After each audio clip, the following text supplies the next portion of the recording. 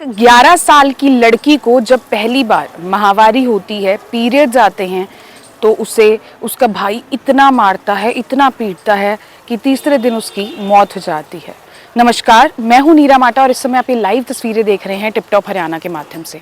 आज की जो सच्ची घटना है वो घटना है एक 11 साल की बच्ची की।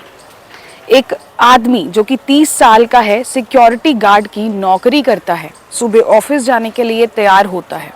जैसे ही वो नहाने के लिए बाथरूम में जाता है तो देखता है कि किस तरीके से फर्श पर ब्लड ही ब्लड पड़ा हुआ था।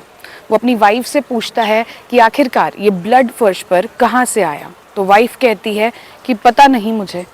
ऐसे में वो भागता हुआ अपनी बहन के कमरे में जाता है जिसकी उम्र महज 11 साल है, और सीधा जब देखता है कि उसके कपड़े खून से सदे हुए हैं तो उसके बालों से पकड़कर उसे थप्पड़ पर थप्पड़ मारना शुरू कर देता है और उससे पूछता है कि बता कहाँ पर मुंह काला कर कर आई है। ऐसे में वो 11 साल की बच्ची बिल्कुल शांत होती है, उसे समझ ही नहीं आती कि आखिरकार मेरे साथ ये हो क्या रहा है।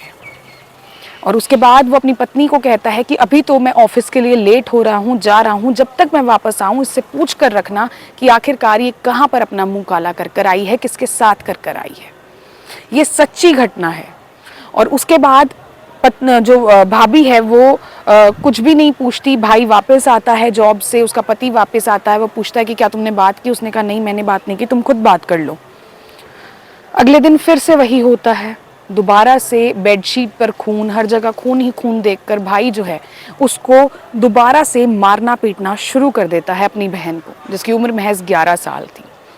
और उसको ये कहता है कि अगर अभी भी तुमने नहीं बताया कि तुम किसके साथ मुंह काला करके आई हो तो मैं चिमटा गर्म करके तुम्हारी ये जुबान जो है ये खींच लूंगा। वो असलियत में चिमटा गर्म करके लाता है, उसकी जुबान पर गरम गरम चिमटा लगा देता है। 3 दिन तक लगातार उस बच्ची के साथ ये सब होता रहता है। और उसके बाद जब उन दोनों को लगता है कि अब ये मरने वाली है तो उसे हॉस्पिटल ले जाया जाता है, वो भी डर में। डॉक्टर को कहा, डॉक्टर पूछता है भाई ये इसकी हालत ऐसे कैसी हुई, इसके शरीर पर इतने चोटों के निशान कहाँ से आए। तो भाई बोलता है कि ये गिर गई थी पैर फिसलने की वजह से, इसलिए चोटों के निशान आए। डॉक्टर जैसे ही इलाज शुरू करता है उस बच्ची की मौत हो जाती है। और उस बच्ची की मौत होने के बाद डॉक्टर जो है पुलिस को फ़ोन करता है कि ऐसे ऐसे कर एक केस आया था और बॉडी का पोस्टमार्टम होना ज़रूरी है। जब बॉडी का पोस्टमार्टम होता है तो पता चलता है बच्ची को पहली बार जो है पीरियड्स आए थे। अगर भाभी ने इंसानियत का परिचय दिया होता, समझदारी दिखाई होती, तो वो अपने पति को समझा सकती थी, जो कि अनपढ़ था, कि बच्ची को पीरियड्स आए हो सकते हैं, माहवारी हो सकती है।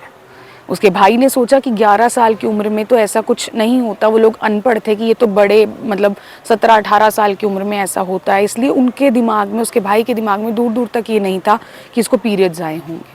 और वो अपनी बहन को इतनी बेरहमी से पीटता है। ये खबर दिखाने का मकसद किसी की भावनाओं को ठेस पहुंचाना बिल्कुल भी नहीं है, बल्कि आप लोगों को जागरूक करना है। शिक्षा कितनी ज़रूरी है इस कहानी से आप अंदाज़ा लगा सकते हैं। दरअसल ये कहानी, ये सच्ची घटना है मुंबई के, महाराष्ट्र के मुंबई थाने की। जिला लगता है उल्लासनगर, जहाँ पर खून के धब्बे देखकर भाई इतना पागल हो जाता है बाथरूम में कि 3 दिन लगातार अपनी बहन पर अत्याचार करता है और अंत में उसकी मौत हो जाती है।